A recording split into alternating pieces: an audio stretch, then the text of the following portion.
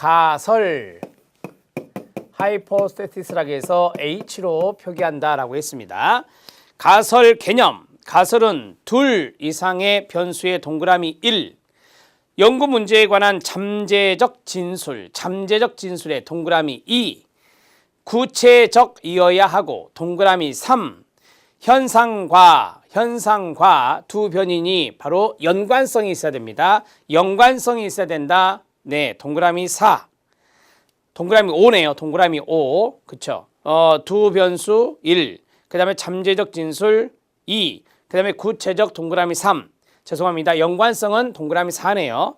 과학적 조사에 의해서 경험적 검증이 요구되는 것이어야 된다. 경험적 검증에다가 동그라미 5를 쓰면 됩니다. 뒤에 밑에 또 나와요. 가설의 특성에서 나옵니다. 문제 해결성이 있어야 된다. 여러분 문제 제기한 것을 해결하기 위해서 가설을 만든 거거든요. 그래서 문제 해결성이 있어야 됩니다. 제기한 문제 해결할 수 있는 가설이어야 됩니다. 상호 연관성. 제가 앞에 두 가지 이상의 변수라고 했죠. 두 가지 이상의 변수를 선행 연구를 보고 이 변수와 이 변수와 서로 관련이 있다고 이 선행 연구에서 봤어요. 그러면 저는 그 변수를 사용하는 거죠. 두 개 이상의 변수는 서로 관계가 나타나고 있어야 되는데 선행 연구에 동그라미 통해 연관성을 알 수 있습니다. 경험적으로 검증 가능해야 됩니다. 조작적 정의의 동그라미. 그 다음에 내용의 명확성, 명확한 내용으로 제시해야 되고요. 그 다음에 구체적, 특정 가능한 변수 간의 관계가 됩니다. 구체성, 추계성, 추계는 뭐뭐 할 것이다, 뭐뭐일 것이다 이렇게 쓰는 거예요. 잠정적, 확률적 표현으로 진술되어야 합니다. 왜냐하면 가설이니까요. 아직은 명확한 명제가 아니거든요. 자, 가설의 특성을 암기 문장으로 하면 추계, 구체, 명확, 해결, 연관, 검증 가능한 가설이라고 이야기할 수 있습니다. 자, 가설의 특성을 보겠습니다. 가설의 특성을 암기법대로 가보면 암기법대로 추계, 구체, 명확, 해결, 연관, 검증 가능한 가설입니다. 첫 번째가 추계성입니다. 확률적 표현이라는 겁니다.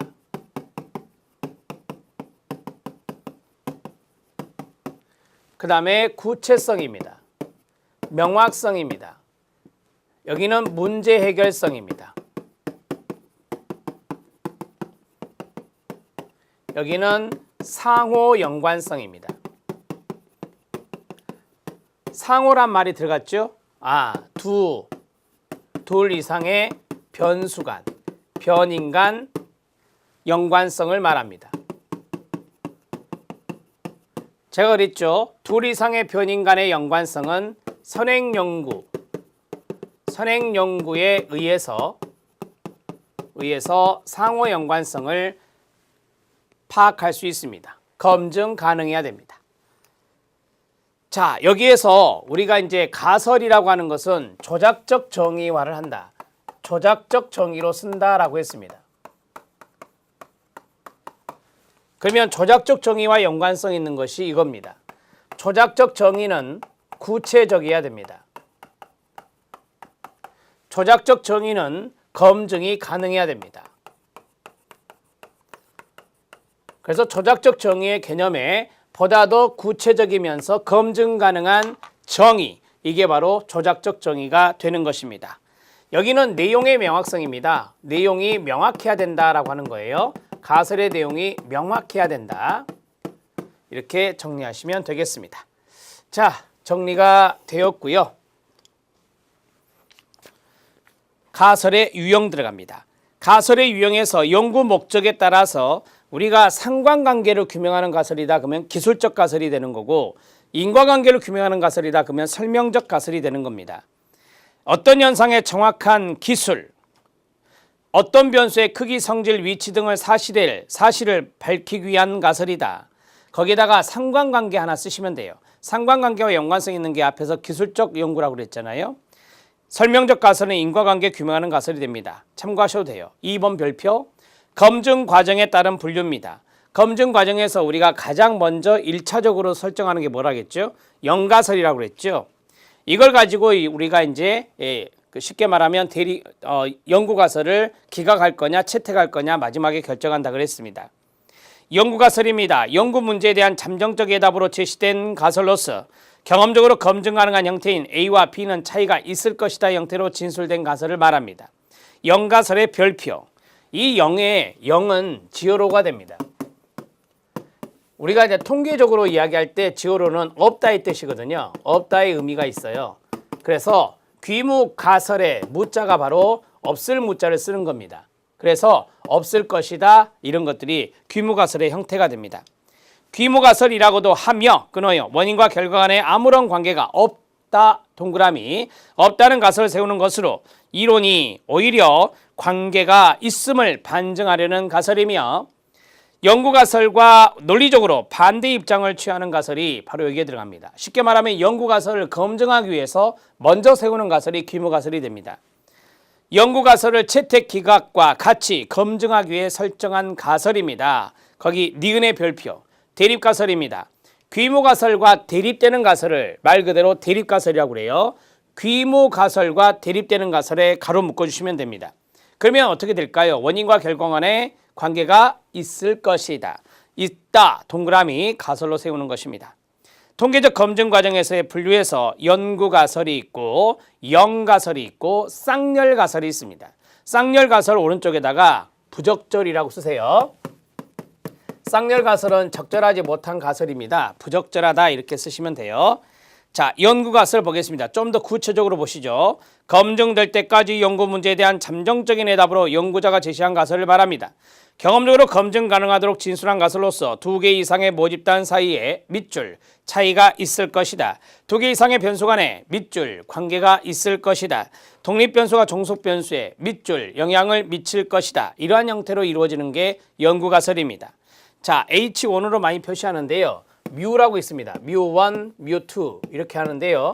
자, 이퀄이라고 돼 있나요? 이퀄이 아니라고 돼 있죠. 이것을 잘 알아놓으세요. 뮤1과 뮤2는 자 봐봐요. 이게 같지 않죠. 그러면은 같지 않다는 것은 다른 말로 차이가 있다는 거잖아요. 그래서 차이가 있을 것이다. 차이가 있을 것이다 이렇게 바꿀 수 있잖아요. 그래서 이것은 연구가설이 되는 것입니다. 됐죠? 네. 그 다음에 남녀 사회복지 전담 공무원 사이에는 직무 만족도의 차이가 있을 것이다 밑줄. 공무원의 성별은 직무 만족도와 관계가 있을 것이다 밑줄. 공무원의 성별은 직무 만족도에 영향을 미칠 것이다 밑줄. 이런 것들이 바로 연구가설입니다. 네 번째 실험가설 또는 조사가설이라고 부르는데요. 영가설, 귀무가설의 반대 동그라미 되는 개념으로 영가설, 귀무가설이 거짓으로 판명되면 연구가설은 채택이 됩니다. 자, 이 영가설, 귀무가설이 거짓으로 판명되었을 때 채택되기 때문에 대립가설이라고도 불린다라고 해요. 대립가설은 귀무가설에 반대되는 가설이라고 했잖아요. 영가설입니다. 연구가설과 논리적으로 반대 동그라미 입장을 취하는 가설로서 귀무가설이라고 불립니다. 통계적 방법에 의한 가설 검증을 위해서 영가설 설정은 매우 중요합니다. 1차적으로 설정하는 거니까요. 중요하죠. 수입된 자료에 대한 통계 분석 결과에서 나타난 차이나 관계가 표본 추출에서 오는 오차에 의해 우연히 발생한 것이라는 점을 의미하는 가설로서 2개 이상의 모집단 사이에 차이가 없을 것이다 밑줄. 2개 이상의 변수 간의 관계가 없을 것이다 밑줄. 독립변수가 종속변수에 영향을 미치지 않을 것이다 밑줄. 이러한 형태로 설정되는 게 영가설, 귀무가설입니다. 자, H5로 많이 표시되는데요. 자, 보세요. 뮤1 이퀄 뮤2로 되어 있죠. 이거를 이제 보면 뮤1과 뮤2는 같다라고 했으니까 차이가 없을 것이다 이렇게 써지겠죠. 차이가 없을 것이다 이렇게 써질 거예요. 자, 됐습니다. 이렇게 정리하면 차이가 있을 것이다 연구가설 H1. 그 다음에 여기는 차이가 없을 것이다니까 이거는 귀무가설 H0를 쓰게 됩니다. 이렇게 정리하시면 됩니다.